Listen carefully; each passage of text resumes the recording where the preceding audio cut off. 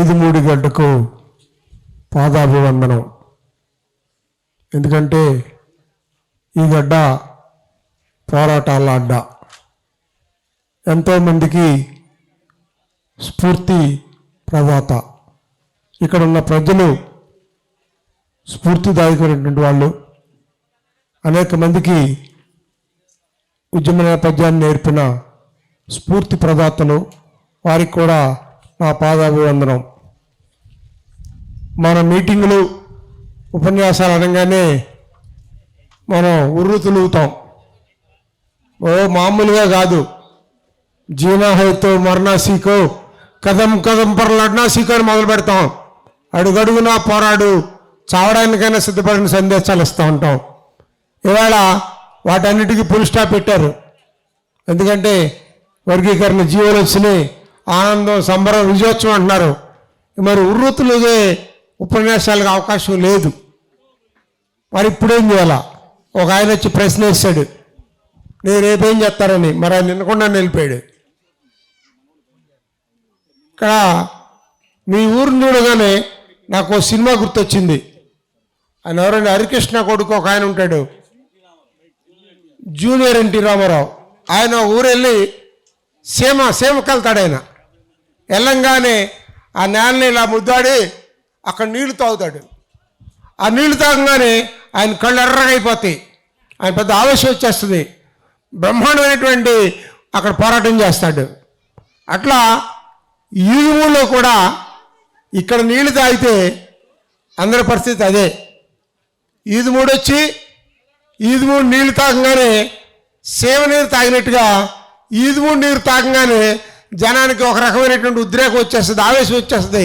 ఉర్రుతులుగిపోయి వీళ్ళు రాష్ట్రం మొత్తాన్ని దండోరాని కదిలిచ్చారు.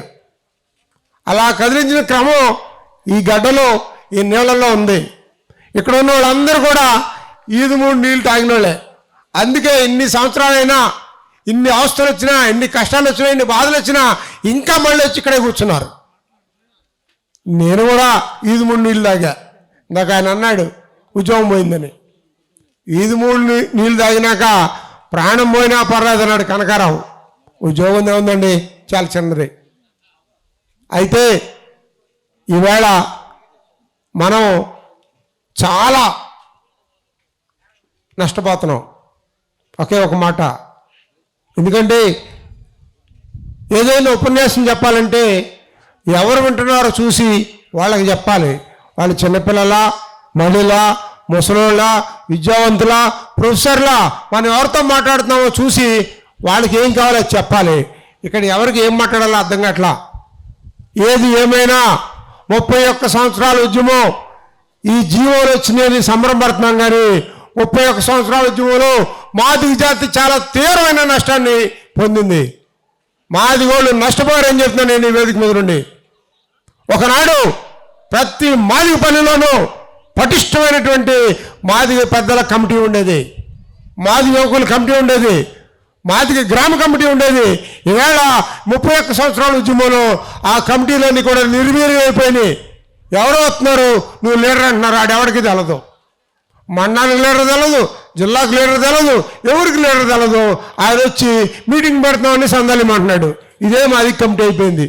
అంటే గ్రామాల్లో ఉన్నటువంటి పెద్దల కమిటీలు నిర్వీర్యం అయిపోయినాయి. గ్రామాల్లో ఉన్నటువంటి యువకుల కమిటీలు నిర్వీర్యం అయిపోయినాయి. వాళ్ళ సంబంధం లేకుండా, వాళ్ళ నిర్ణయాలు లేకుండా, వాళ్ళ ప్రమేయం లేకుండా ఎక్కడో నిర్ణయాలు జరుగుతున్నాయి. అక్కడికి వచ్చి ఎలక్షన్ వచ్చిందంటే ఆ అన్న పలానా వాళ్ళు సపోర్ట్ ఇచ్చాడు కాబట్టి వేసేయండి అంటున్నారు.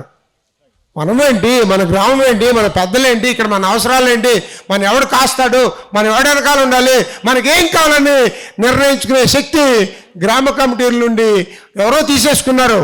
ఆంధ్రప్రదేశ్ రాష్ట్రానికి వచ్చరికి పలానా వాళ్ళు ఓటేయండి అన్నారు, వేసాం. మనకేమొచ్చింది?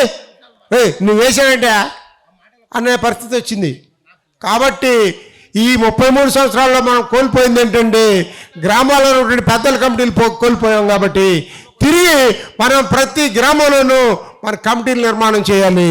గ్రామ పెద్దల కమిటీలు, గ్రామ అభివృద్ధి కమిటీలు నిర్మాణం చేసి వాళ్ళు ఏ ఏ గ్రామానికి ఏం కావాలో మాదిగ గ్రామాలకి మాదిగ అభివృద్ధి కోసం స్థానిక నాయకత్వాలతోటి చర్చించి మన వాళ్ళ అభివృద్ధి కోసం ముందుకెళ్ళాలి. కాబట్టి మళ్ళీ తిరిగి గ్రామ కమిటీల్ని, మాదిగ పెద్దల కమిటీల్ని నిర్మాణం చేయాలని, ఈ దిశలో భవిష్యత్తు కార్యాచరణని తీసుకోవాలని చెప్పి పెద్దల కృపాకర్ గారికి ఒక చిన్న సూచన చేస్తా ఉన్నాను. 2, మాదిగల్ని ధనవంతులు చేయాల్సిన బాధ్యత ఉంది. ఆ బాధ్యత కూడా 3 వాళ్ళే తీసుకోవాలి. ఎట్లా అవుతారు ధనవంతులు? మాదిగలు ధనవంతులు అవుతారా? ఏమంటే ఎవరి దగ్గర ప్లాన్ ఉందా? నా దగ్గర ఉంది. ఒక సగటు మాదిగా కూలికెళ్ళి వస్తే 1000 రూపాయలు తెస్తాడు. ఆ 1000 రూపాయల్లో 400 రూపాయలు సారా తాగుతాడు, 100 రూపాయలు సినిమా చూస్తాడు, 100 రూపాయలు సిగరెట్ తాగుతాడు, 100 రూపాయలు కైనీళ్ళు గుట్కాలు పోతాయి. మిగిలిన భార్య బిడ్డలకు అన్నం పెడతాడు. 1000 రూపాయలు 400 సారా, 100 సినిమా, 100 సిగరెట్లు, 100 కైనీ గుట్క, ఇంకేం మిగిలి? 300 మిగిలిన కుటుంబానికి.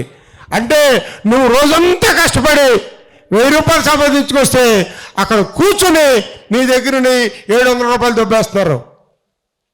కష్టం అనేది ఎవడో కాజేస్తున్నాడు. మరి ఈ పరిస్థితి నుండి ఎవరు మనం బయటకు తీసుకొస్తారు?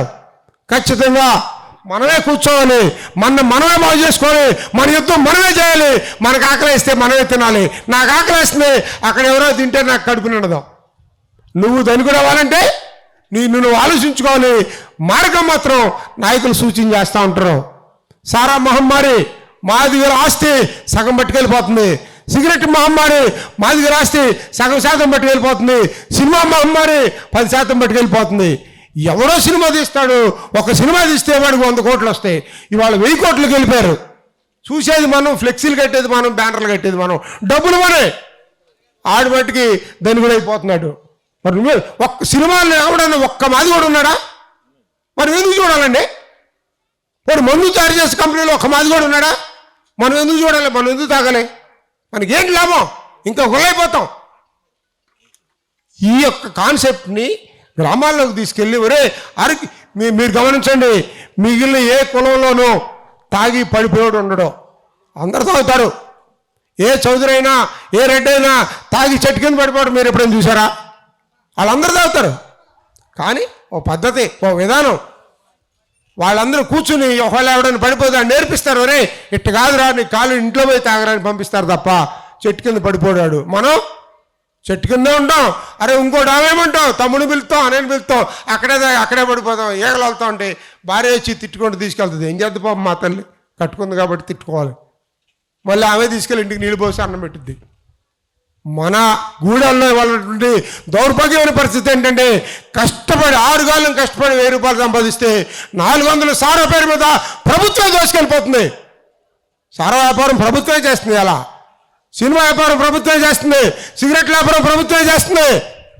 అంటే మన డబ్బంతా వాళ్ళు తీసుకెళ్ళిపోతున్నారు. ఎట్ట ధనవంతుడు అవుతావు నువ్వు? కొండకి 6 సిల్లులు ఉన్నాయి, నీళ్లు పట్టుకొస్తున్నావు, ఇంటికి వస్తాయా నీళ్ళు?